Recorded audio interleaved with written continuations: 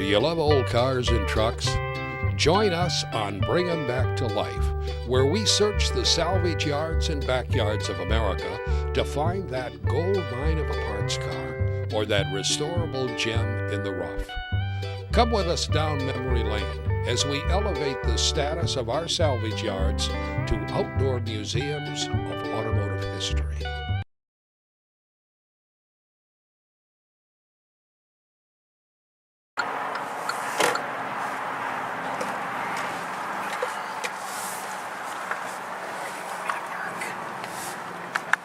So go ahead and introduce yourself. I will start, and I said, well, I'm back in Belton, Texas today, and I finally get to meet one of my early Facebook friends named Joe Salvage Barkley, and we got to meet because he had that middle name, Salvage, just like mine. So tell us, Joe, how you picked, you using that name. Well, I was writing a romance book, and the Salvage was my pen name, so that's where I come up with it. Writing a book called The Seduction of the Soul, and that's basically how I come up with it. As far as Little Valley Auto Ranch goes, we started here in Belton in 1979, and we had 1 acre, and we was on top of a hill about a mile up the road, and first thing you knew, we outgrew it. So I come down here and bought this 9 acres on the freeway for like $56,000. My dad told me it was stupid. So, you know, here we are. So many years later, that's definitely worth more than $56,000 now, being right on the freeway, like 500 foot of frontage. But we've been selling a lot. We used to sell a lot of parts back in the day. We shipped a lot of parts, and we still do ship some stuff. We just don't actively pursue it like we used to. We're more or less focused on getting project cars to a state where a person can rebuild them without much problem. Sometimes we'll put floor pans in them, or we'll put them together. You know, we'll buy fenders and doors, stuff, make it all one unit. You know, Right. a person can put it in his garage, start working on it. And we restore all 3 or 4 cars a year maybe, and plus we do our own cars. Right now I've got 3 family projects going.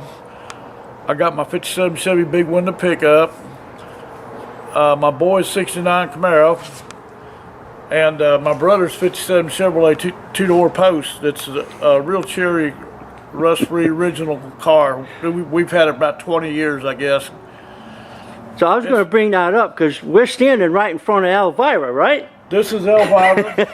It looks a little different than when I was here last time. Yep. She's due for some heart transplant, a 383 stroker with front disc brakes, and a little more creature comforts than originally come with. The original 283 is sitting over here. This original matching number 283 that come out of it, it's still running like a top, but it's a little 125, 150 horsepower. Right. So now it's in for an upgrade, so we can make it more practical to drive every day. It's a little bit of grease over that block part number there, but there was only 1 year that had that block, and of course that was 57, and they used that same block for the 265 that year. Right. So people get confused. There were 2 V8s in 57. One was a 265, the other was 283, but you couldn't tell unless you took a bore measurement. Yeah, and it makes it harder to put it in anything because it doesn't come with a side motor mounts on it. Right. So you're limited to like 1957 back to 1955, or you can fabricate motor mounts for it and put it in anything. Right, right. But that belongs in a 57 Chevy. We have did that before. You know.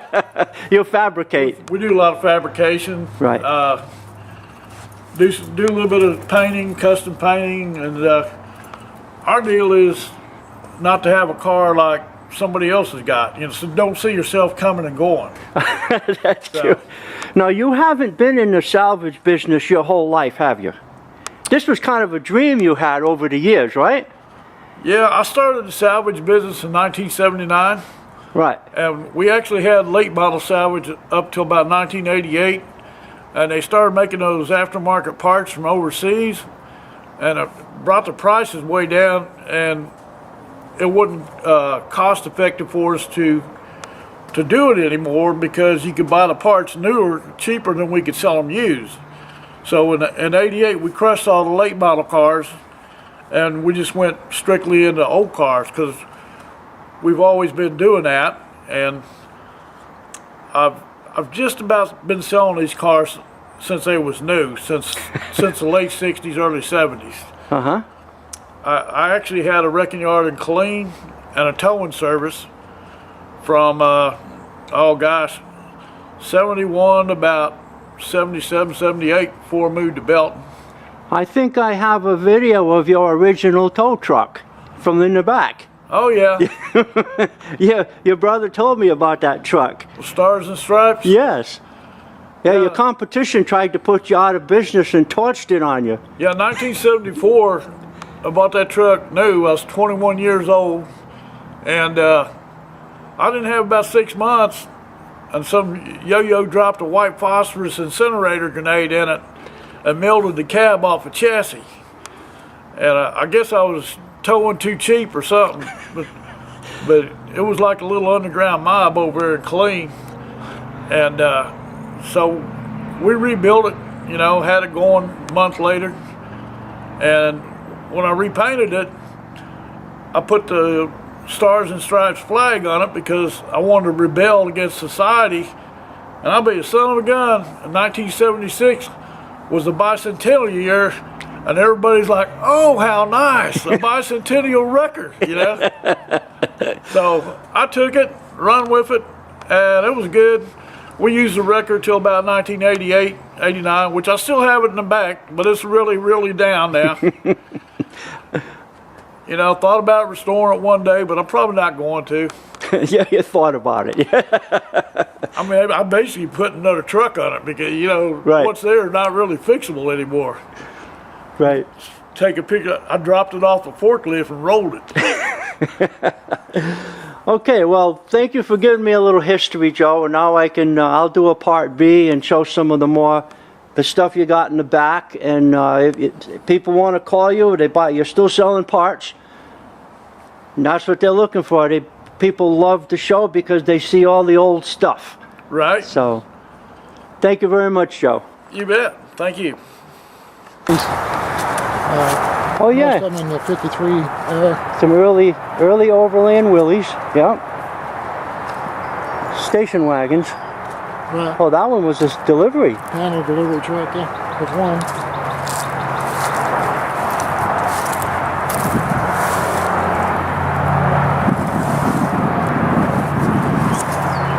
How long have you had that red and white 56 Chevy there? Quite a while.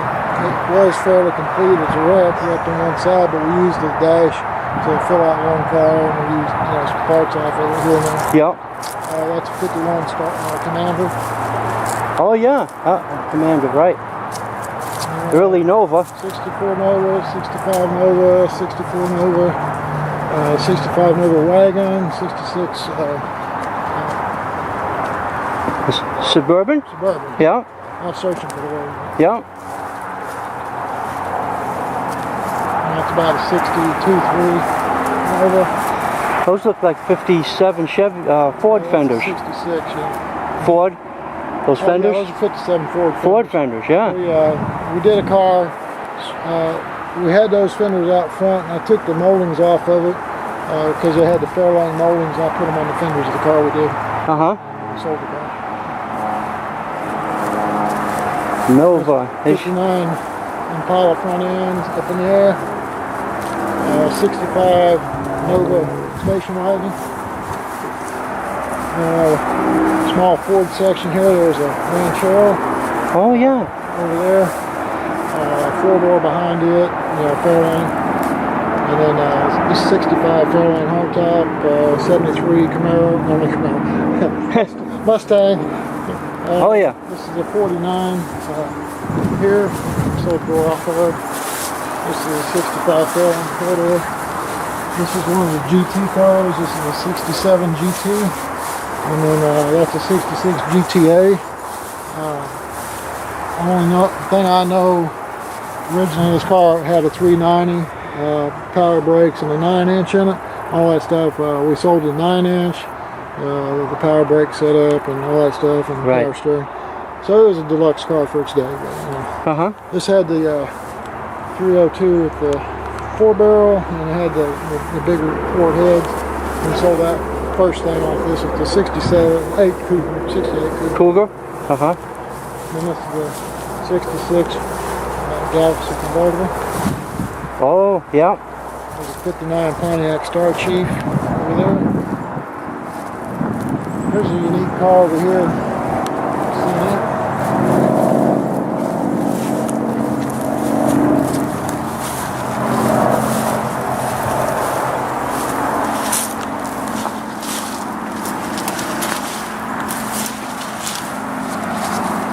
This is called the Traveler. What's unique about this? It's one of the first hatchbacks.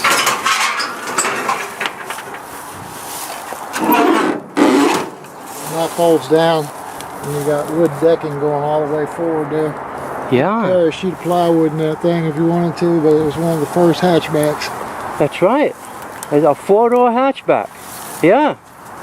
1952, I believe. 52, yeah. I'm guessing.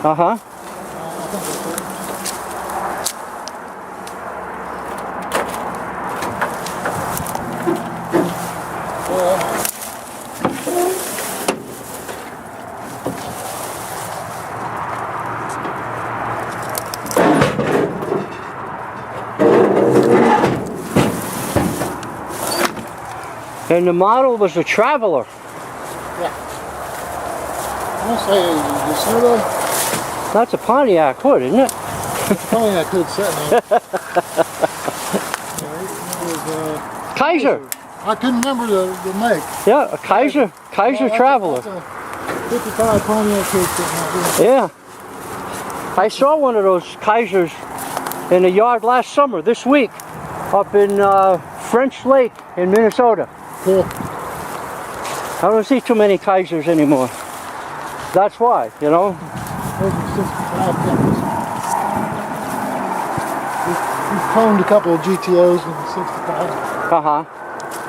V28, 79, 72 Buick, Skylark. There's a roof off of a tripod post. Yeah, 2-door sedan roof.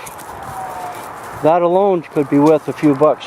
That's a GTO there, that 68. Not much left, but it was a real GTO car. But you won't be able to tell it because people stole the VIN tags and stuff off of it. Oh. But it was a true GTO car. Yeah.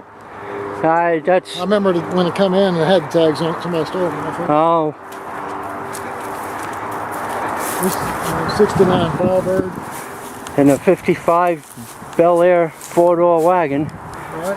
With a basically it's storage for a lot of good storage stuff. The Sure. 57 Chevy there. Yeah. There's a 56 up on top. 150 series, no chrome. That's right. Got the straight strip there. Yeah. Now there's a car that looks a lot like the Traveler, but it's a little newer and it's probably a Dodge. That probably comes from way on the left of the fence. Oh. 56 up there. Yeah. It used to be an operation down here, and it's an early Dodge Coronet. the cars out there way on the left of the face are painted that yellow color. This one's kind of unique. It's what they call a semi-automatic transmission. Okay, you could shift them or not. So all the solenoids and stuff on it. Yeah. Yeah, with the park brake mounted on it. Let the clutch out and then it did the rest. Yeah. Yeah. Kind of like a Chevy Overdrive. Yeah. But they had a system of several different solar lines on it to Right. handle the ships. Yep. Story on this is I sent pictures to a customer and he said, yeah, that's what I want. I need the parts. I need it for for parts. So I pulled it out and he got it. No, that's not it. So I pulled one out of that one real quick for him. This was in the 49 to about a 54, I think. Uh-huh. Yeah. Pretty cool. Didn't know they had something like that. You learn as you go. Well, you know, a lot of people had the Chrysler products and Ford products with overdrive transmissions in the early 50s, so they knew what they were and they knew how to drive them.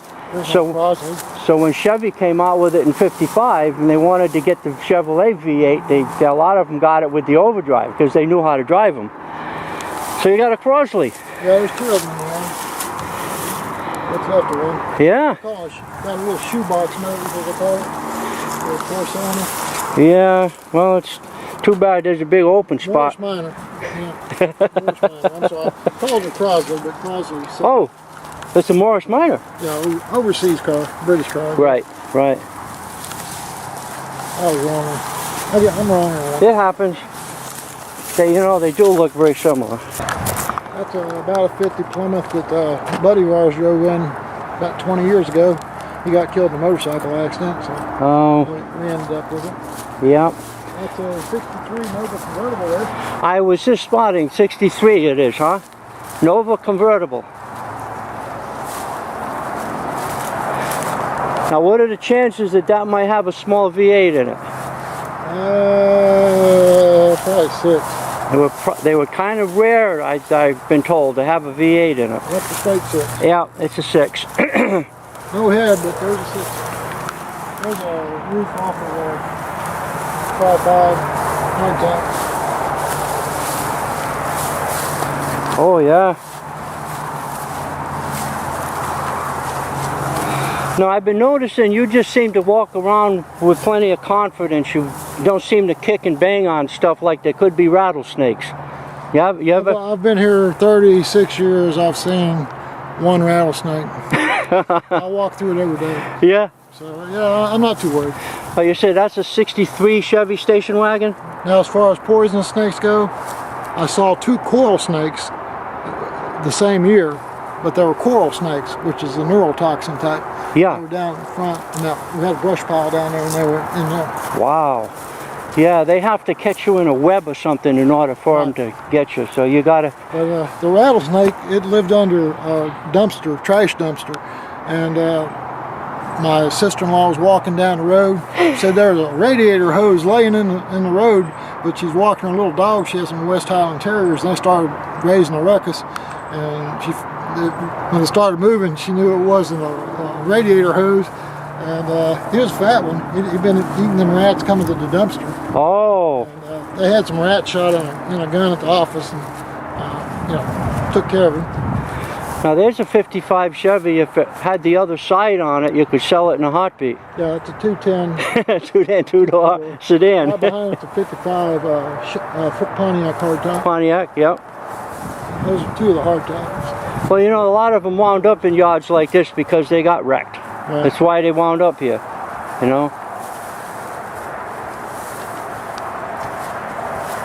See that gray there on that 4-door? On the cowl? Oh, on the cowl, yeah. Okay, that would kind of tell me that it was probably one of the ones from Gray Army Air Force Base. They either had the Air Force, which was gray, or that yellow I was telling you about. Yeah. Or painted those colors. Oh, yeah, that's right. They were military colors. And they were almost always 150s. Yeah. So they were probably standard transmission, too. Yeah,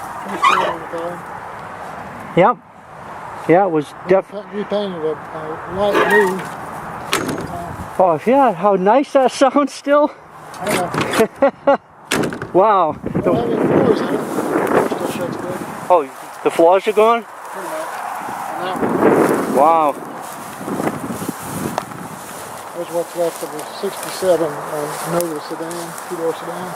Oh, yeah, I got her. Here's one of our. We have about 3 of these 66 Impala hardtops in the yard. Parted out. That's a 64 Impala hardtop there, right behind it. what's left of it. Yep. They come from the coast. Remember we were talking about coastal cars? Right. See, like on this door here, started rusting from the top down. Oh, yes. Up here, started rusting from the top down. Right. Right. Quarters aren't so bad, but you know, it started rusting from the top down. Comes into fog. Yeah. There's another one. That's a 53, I believe. From Victoria? Continental? Continental? Is that a Continental? Yeah, it could be.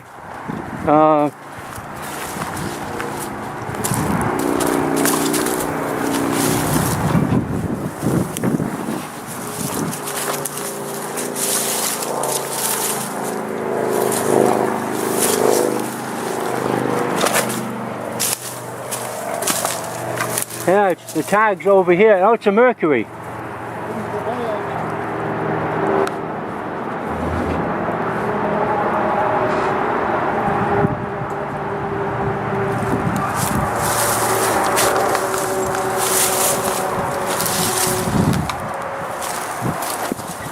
Yeah, the tag says it's a Mercury. Oh, Mercury? Yeah. Okay.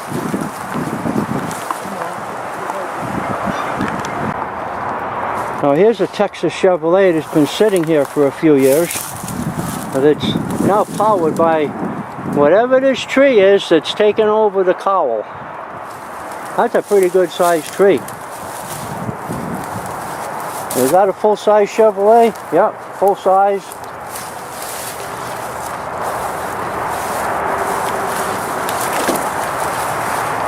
Yeah, it's a Malibu wagon. 65, I think.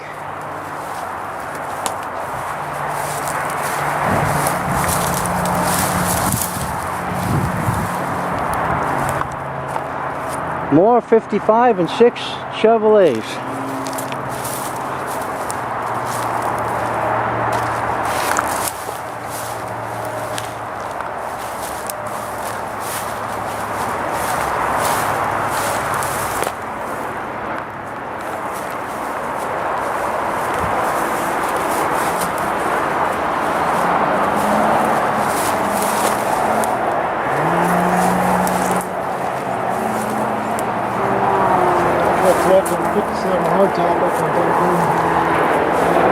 Yeah.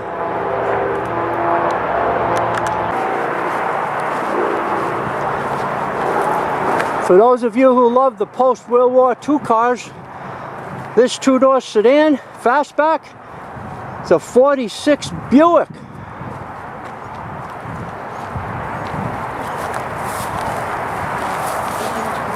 So if you got a junk four-door 46, the first car built after World War II, and you want to build something cool, look at this.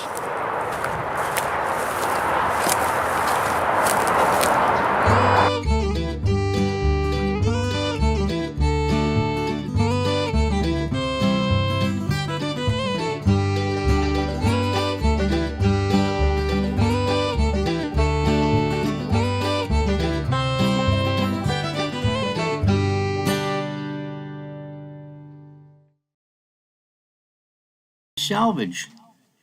My friend Joe Savage Barkley from the Little Valley Auto Ranch, also known as the Texas Old Car Legend, is having an inventory reduction sale.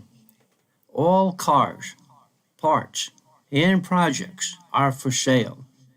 Joe, his son, and Magic Mike have put everything on display out in the field and priced to sell.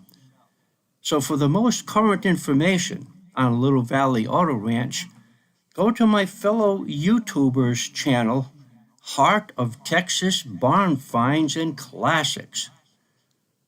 Thomas was there on November 14th with his camera, and he walked around Joe's front lawn and showed everything that's out there and then posted it on his current video. So that is Texas Barn Finds and Classics. Hey, Thomas, and tell him that Denny Salvage sent you.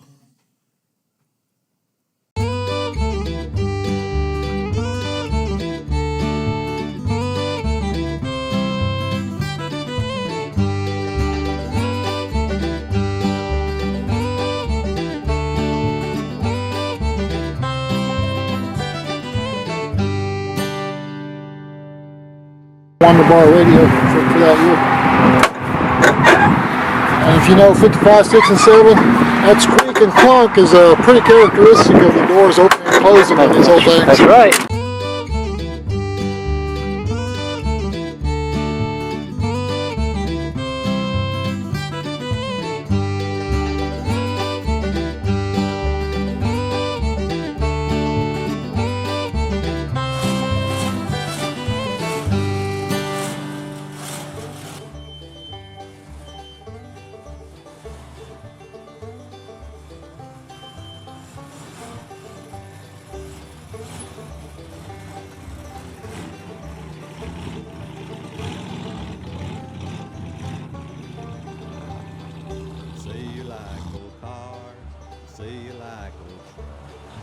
You've been looking for one, and you had no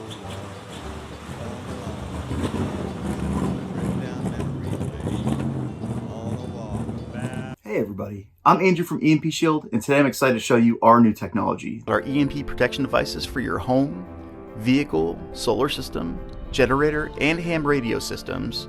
With over 37 models that can be used around the world, our family of EMP protection devices installs easily in minutes. Being employed this year by federal organizations and electrical companies, the EMP Shield has been tested at Keystone Compliance, a federally approved DoD testing facility. Also serving as one of the world's fastest whole home surge protection devices, working in less than 1 nanosecond, the EMP Shield will protect against electromagnetic pulses, coronal mass ejections, lightning, and all forms of power surges.